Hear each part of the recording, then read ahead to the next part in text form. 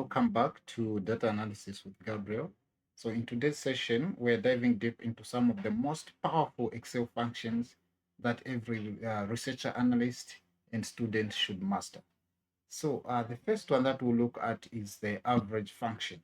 So what really does the average function do? So we have heard from high school, from high school, from university, from mathematics, basic mathematics. We know what average is. So the function returns the mean of a group of numbers. So it's called the arithmetic mean.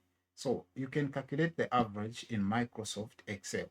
Okay, simply by typing in equal sign. Remember that all formulas in Microsoft Excel should always start with an equal sign, then average.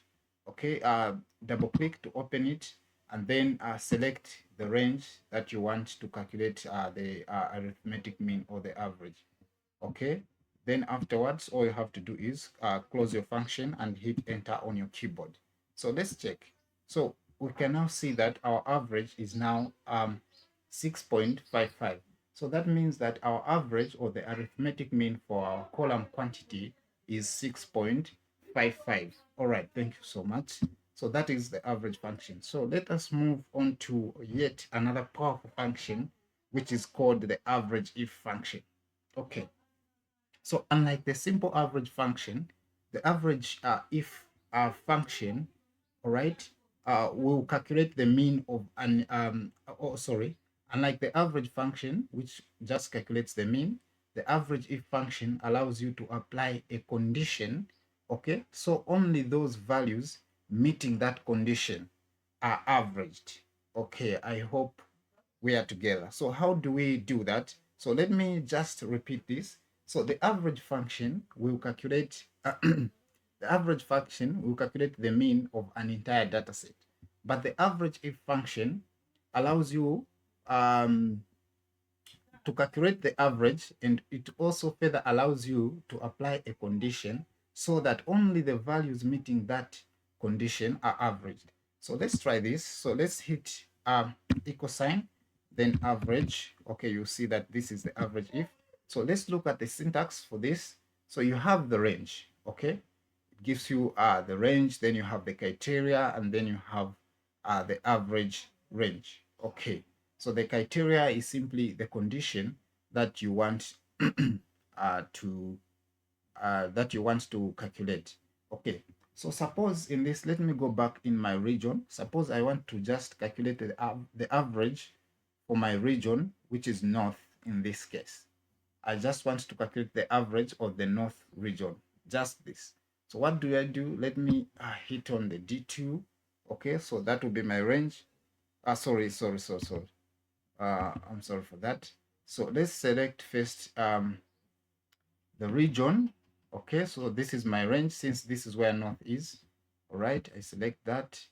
Then I hit the comma on my keyboard to separate this. Okay, so what is the condition now? All right, so the condition should be like okay, so just give me a minute. Let me just clear this so that the example is clear. All right, so I want to calculate the north, so let me just put north here. All right, okay, so now let's go back to our average function. So it's equals to the average if function.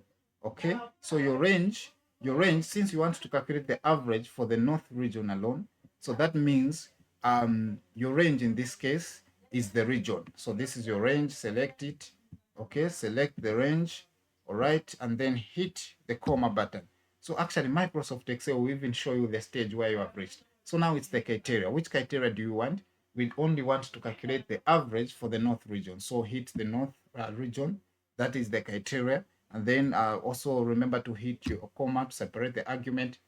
And now it tells you the average range. Okay, so the average range, this is now the column that you want to calculate the average for. So in this case, I want to calculate the average of the north region, but the average sales. So let me calculate, let me select this. Okay, and what am I going to do? Let me close now this and hit enter on my keyboard. So I can now see that the average for the northern region is 4,250. Okay, so if you want to calculate also the average for the East region alone, you can simply paste it here. So let me paste it here, and also let me paste the West region, copy, okay, paste it here. All right, so for me to apply this formula, let me just bring my cursor here and fill in everything. Okay, so this one, it brings this error because it's telling you are trying to divide by 0, because here there's no region. So you can see now that that is the average for the West region, and this is the average for the East region, and this is the average sales for the North region. So when you change even a value here, for example, let me put 2 for the North region. Let's see if the average here changes. Okay, you can see now that the average changes since you have changed the value there. So that is what that is how AverageIF function works. Okay, so let's move on to another function. So another function that we'll look at is the left function. So the left function is also important when it comes to data analysis. So with the left function, you can extract characters from the start of a string, okay? From the start of a string. All right. So for instance, if maybe, which one should I choose? Okay, so let me just adjust this. Okay, so that is the product code. So if you can see the if you look carefully on the product code, you can see that it's PRD, and then there is dash, then there's BX234. Okay, then suppose I just want to return the product code. Which one should I return? Okay, so suppose I want to return this PRD only, forgetting what is on my right hand side. So I can use the left function to do that. So all you have to do is hit an equal sign and then left. Okay, this is the left function, and then it will tell you the number, or it will tell you the text. Okay, so let me choose, this is the text that I want, that is in B2. Okay, now the next argument is number of characters that you want Excel to extract from that word. Okay, so if I want the first 3 characters, the first 3 letters, I just click 3 and try to close it, and then I hit enter, and now you see that now I have returned PRD. So I have returned PRD in this case. Okay, so that is a summary about the left function. So I hope that for those who want a deeper explanation, I will be creating videos, in-depth explanation on these functions in the next coming videos. So let's move to the next function. So the next function is called the counter blank. Okay, so what does the counter do? So first look at it has 2. So there's the counter part and the blank. So the counter counts all non-empty cells in a range, whether they contain numbers or text. So what the counter does, the counter blank does, is that it counts empty cells. So you can see that from my data set, I have some empty cells here. So remember, this is just a small data set, and hence it will be very much easy for me even to count this manually. So, but when you are dealing with large data sets, you cannot manage to count this manually. Okay. So what does the counter blank do is that it shows you missing responses in your data set. Okay. So let's try to do that. So for you to apply the counter blank, hit the equal sign. So remember, these are predefined in Microsoft Excel. So as you type now counter, it will even suggest, okay, like which one do you need? Okay, so I don't know why. Okay, so here is my counter blank function. So I double click to open it. Then it tells you simply select the range. Then I'll do the rest for you. So all you have to do is that select your table range, select everything. Okay, select everything, and then close your function. Then hit enter on your keyboard, and then it tells you 8. So what it means is that you have 8 blank cells in your data set, of which you can confirm if you count this manually. 1, I have here 2 here, 3 here, 4 here, 5 here, 6 here, 7 here, 8 here. Let me see if I have a blank cell down here. Sorry for that. Okay, so there are 8 of which I have confirmed. So that is about the average function, the average if function, the left function, and the counter blank function. Remember the average arithmetic mean. The average if function is a more advanced version of the average function where you can put a condition. Then the left function will help you extract characters, and then the counter blank will help you count the blank cells in your data set. Okay, so I hope this makes sense. So let's move to another function which is called the concat function. All right. So the concat function simply what it does is that it links text or numbers together. Okay. So here's an example with me. So remember the old version of the function is concatenate, but now we are using the concat. So I have a table with me, first name and last name. Then suppose my boss tells me, no, I don't want the first name to be in a separate column and the last name to be in a separate column. Sorry for that. So instead, your boss tells you, what I want is you to have a column which is full name, all right, which has full name, which combines the first name and the last name. So how do we achieve that? We can use the concat. So all you have to do is type equal sign, then concat, okay. Concat, here you can see concatenate, as it says, this is an odd version, so concat. All right, then it tells you the text. Okay, so what text do you want to combine? So the first text that I want to combine is the first name of a person. Okay, so remember in Microsoft Excel, to separate the argument, you always use the comma. And then this time around, I will put in inverted commas and then hit my space and then again the inverted commas. So the reason why are we putting the inverted commas and hitting the space bar in between the inverted commas, it's because we want to leave a space in between Mike, which is the first name, and Tembo, which is the last name. Okay, I'll show you how that works.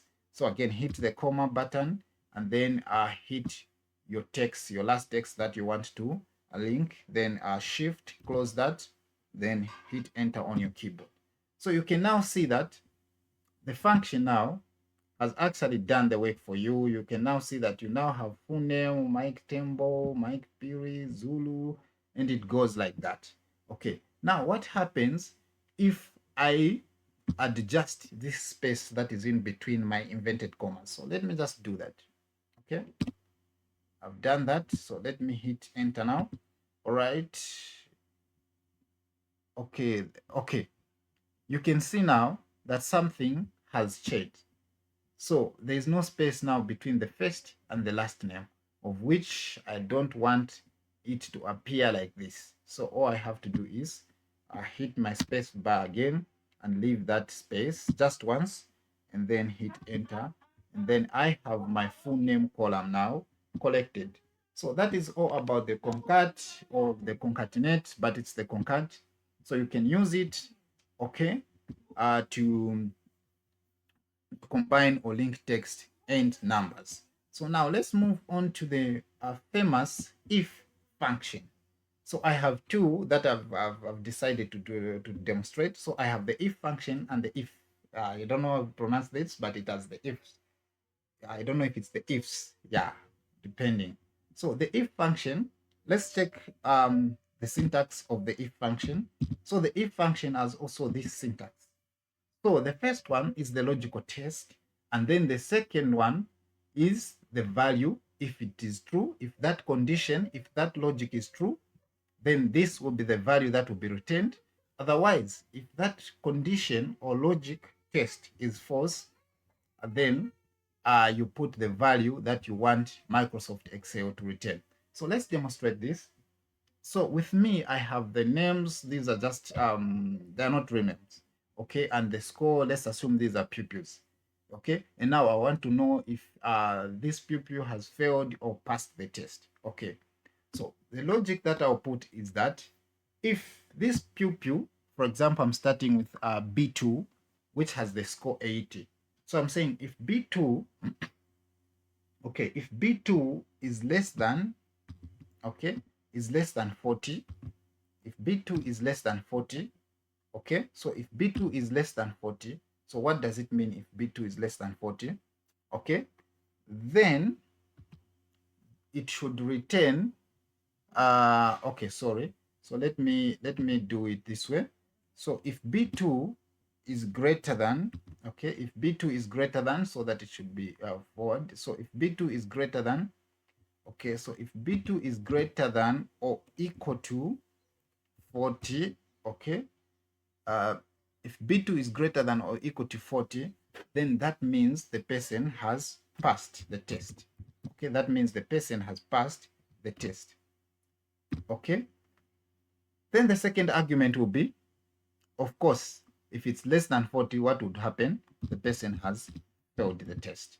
So I'll put that and close my function and try to hit my enter button. Okay, I can now see that we found a typo in your formula and tried to correct it. Okay, so let me do this. Let me do this. Let me do this. I don't want it corrected. I don't want it corrected.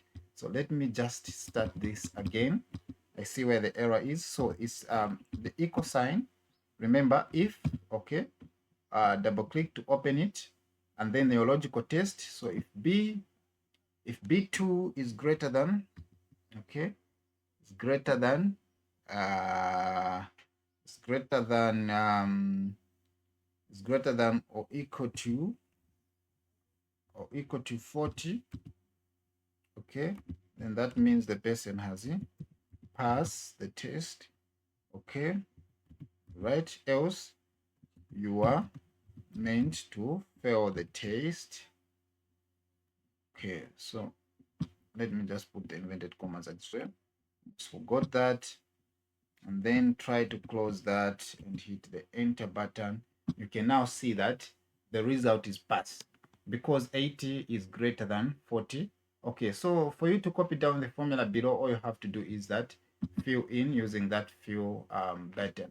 So you see that 50 is also greater than 40, pass. Then you can also see that 40 is equal to, remember the condition says, the logic says greater or equal to 40. So you only have one person who scored less than 40, and hence there is a fail on this. So that is how you can use the if function. Now there's an upgrade of the if function, all right, which is called as the if function. So how it works is that, suppose this same number of people or pupils and their scores, and now you want to grade them whether they scored a merit, a distinction, a pass, or a fail. So you can use the if is function. So let's see its syntax. So type equal sign, then if. Okay, so this one has the logical test. So what it does is that it's very simple and straightforward. So you put your logical test and the results, it should return another logical test, the result you want to return, logical test, the result you want to return. So it goes on like that. So for example, let's do this. Okay, so what we are doing is that our logical test is that if the score, okay, let's say if the score okay, if the score is greater than or equal to 80, all right, so that is our logic, that is our logical test 1. Okay, then what should be displayed? Then that means the student has scored a distinction. Okay, that means the student has scored a distinction. Okay, remember to hit your comma on the keyboard to separate the argument. So that is our first logical test and the values. So Microsoft now, Excel even tells you now, okay, that is your first logical test. Now move to logical test 2. So our logical test 2 again will be, if this same score, which is the B2, okay, is okay, so this is just for the sake of examples. Okay, it's greater than, all right, let's say it's also greater than let me just see the scores. Okay, it's greater than 65. It's greater than 65, then would say a student has scored a merit in this case, a merit in this case.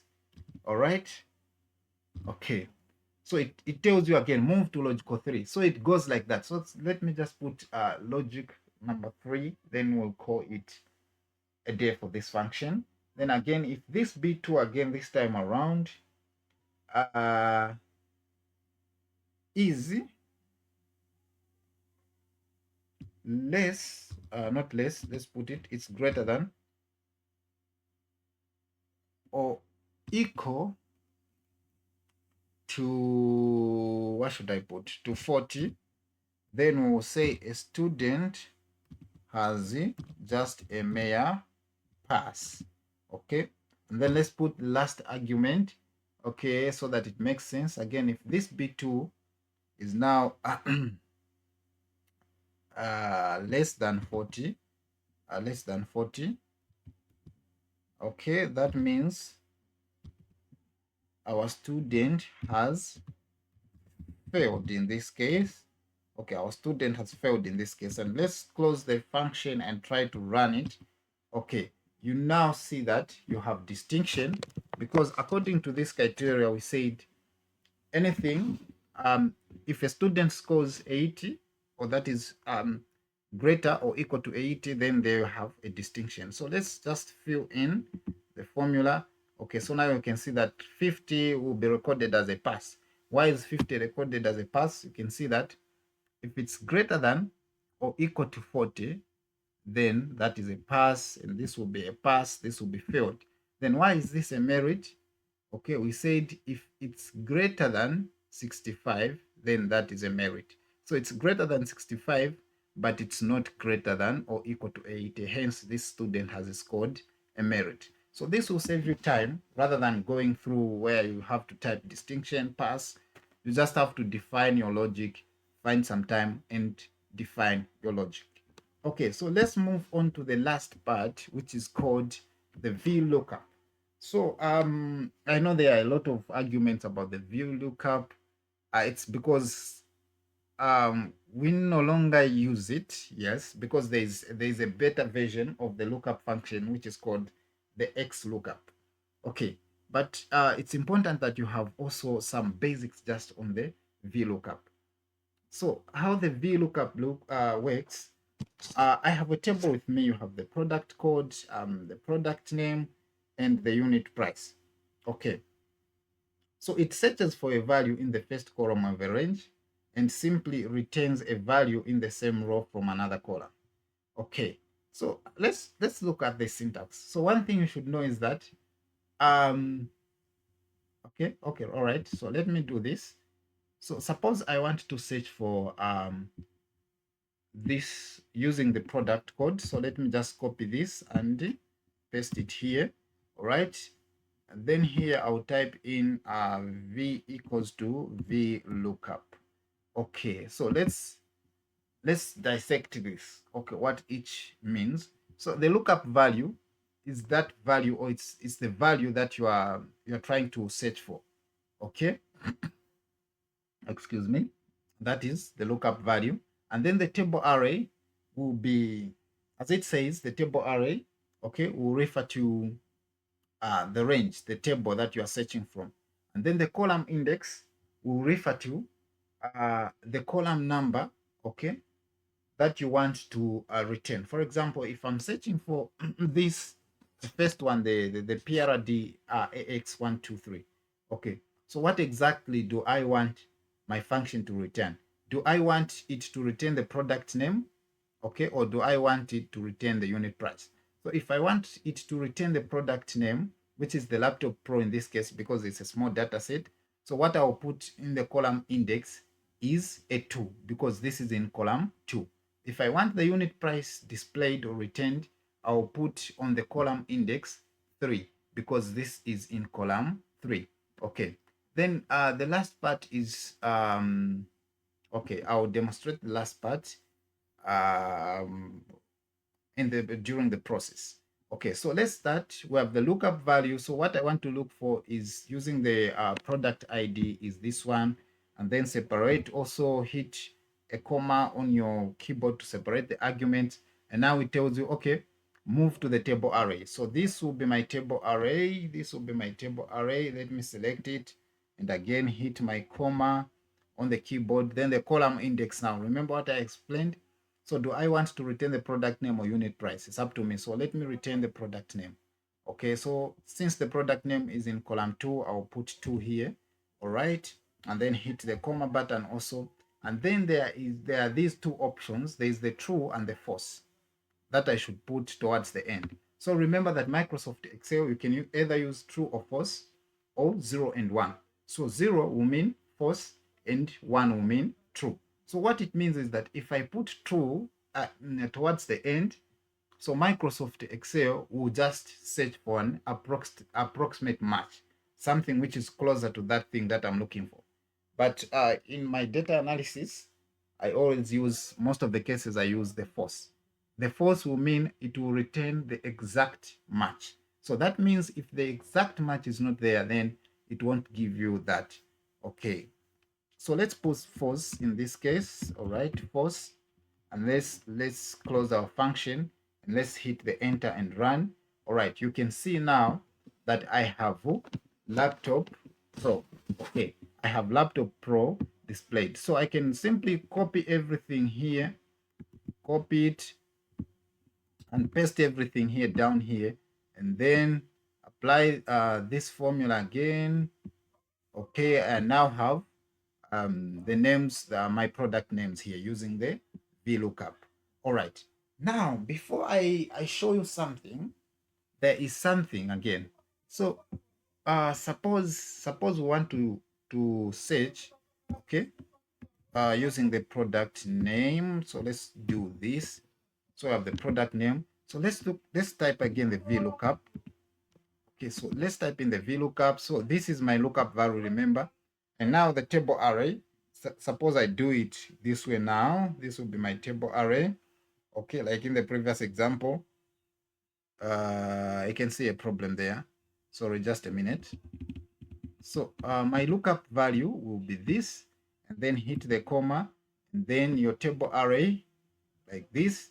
Okay, then hit the comma, then the column index that I want displayed this time around, I want the unit price. It's in the third column, and then put false so that it should give me the exact match, and hit enter on the keyboard. Now I have this problem.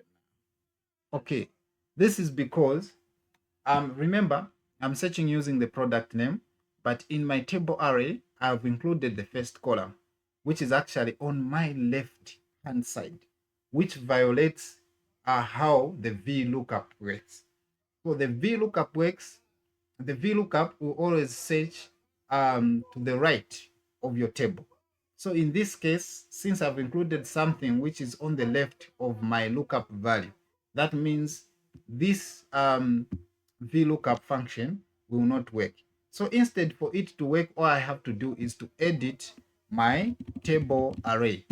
So my table array from here, since I'm using the product name, is in this column. So my table array will start from here and will only include this. So this is one of also the disadvantages of using the VLOOKUP. So sorry. Okay, so let's just start this so that I think there's some typo. Okay, so you can type the VLOOKUP or VLOOKUP. Okay, try to type it, and this is my lookup value. Okay, and this is my table array. Try to do that. And now the column index. So this is where there is a trick now. So you can see now that the columns have reduced. It's no longer 3. I only have 2. So the column index will be 2, since unit price will now be in 2, since I've excluded the first one, which is also, this is one of the disadvantages of the VLOOKUP, as you can see. So force to find the exact match, and then click enter, then I'll have that.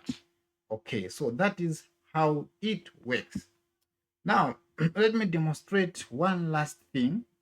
Okay, so remember, let me just type it again this time around. So let me not use the laptop.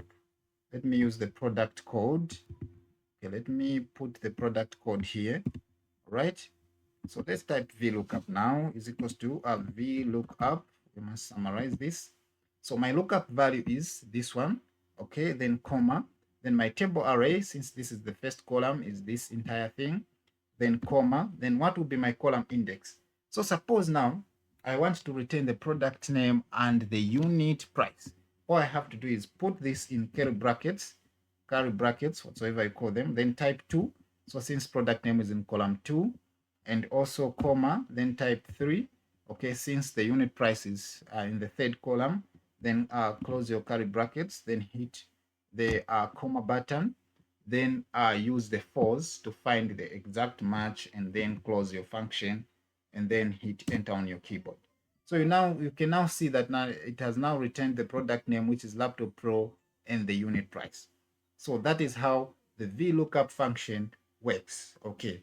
Now before I go, let's see how also the XLOOKUP function works. Okay, so let me put my laptop here, right? And let me just type in is equal to XLOOKUP, right? So the way the XLOOKUP is that the first one is similar to the VLOOKUP. That is the lookup value, the thing you're trying to search for. So in this case, it's the Laptop Pro. Okay, then separate it with a comma also. Then the next one is the lookup array. So the lookup array is the column which has my Laptop Pro. So this is the column which has my Laptop Pro. Select it and then hit the comma. And then the next one is the return array. So the return array is what I want it to return. Okay. So if I select the unit price as the return array, meaning it will only give me back what is in the unit price. But with the XLOOKUP, unlike the VLOOKUP, okay, so this one, it can even retain what is on the left, okay, of your lookup value. So let me select everything. So I've selected everything. So this is just for illustration purposes. Then a comma also. Then for this one, I do not even need a comma, I think, in this case. Do I? Okay, I'll see.